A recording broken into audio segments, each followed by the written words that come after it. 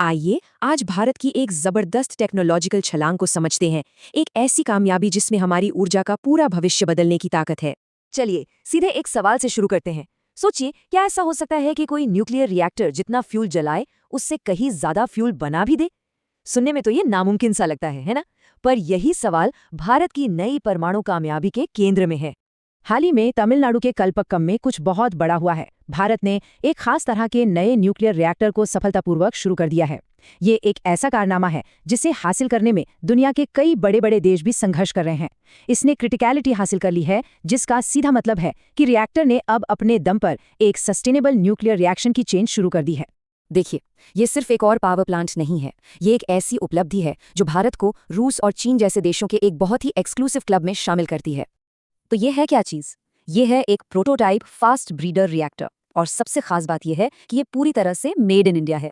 इसे बनाने में 200 से ज्यादा भारतीय कंपनियों ने मिलकर काम किया है। और ये करता क्या है? ये फ्यूल को ब्रीड करता है, मतलब ईंधन पैदा करता है।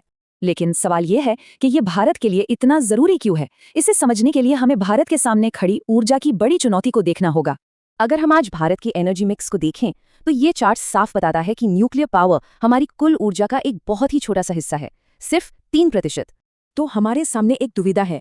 एक तरफ कोयला है जो बहुत ज्यादा प्रदूषण करता है, और दूसरी तरफ है यूरेनियम, जिसका भंडार हमारे पास बहुत कम है और हमें इसे दूसरे देशों से मंगाना पड़ता है।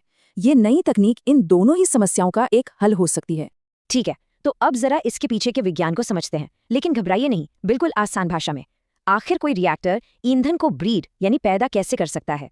इसे समझने के लिए बस दो तरह के न्यूक्लियर मटेरियल को जानना जरूरी है। एक है फिसाइल, जिसे आप इस्तेमाल के लिए तैयार ईंधन समझ सकते हैं, और दूसरा है फर्टाइल, जो खुद ईंधन नहीं है लेकिन उसे ईंधन में बदला जा सकता है।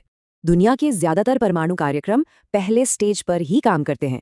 वो यूरेनियम का इस्तेमाल करते हैं, और इस प्रक्रिया में प्लूटोनियम नाम का एक बाई प्रोडक्ट बनता है, जो खुद एक बहुत शक्तिशाली ईंधन है।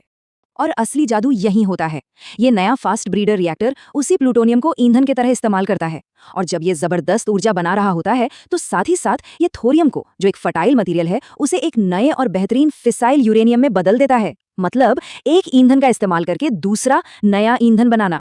चलिए अब देखते हैं कि ये टेक्नोलॉजी दशकों पहले देखे गए एक सपने को कैसे पूरा करती है, और भारत के लिए एक विशाल खजाने का दरवाजा खोलती है।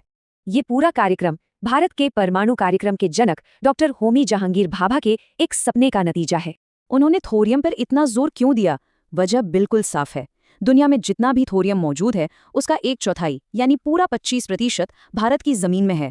लेकिन ये कामयाबी रातों रात नहीं मिली। इस रिएक्टर पर 2004 में काम शुरू हुआ था। इसके पीछे 20 साल से भी ज्यादा की कड़ी मेहनत, लगन और अनगिनत तकनीकी चुनौतियों पर पाई गई जीत है।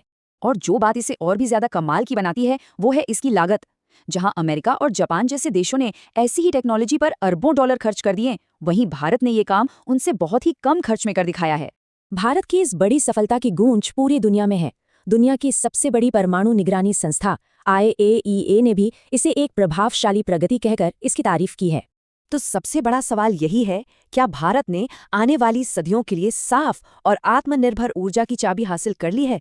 ये एक ऐसी तकनीक है जो सिर्फ भारत का ही नहीं बल्कि पूरी दुनिया का ऊर्जा भविष्य बदल सकती है।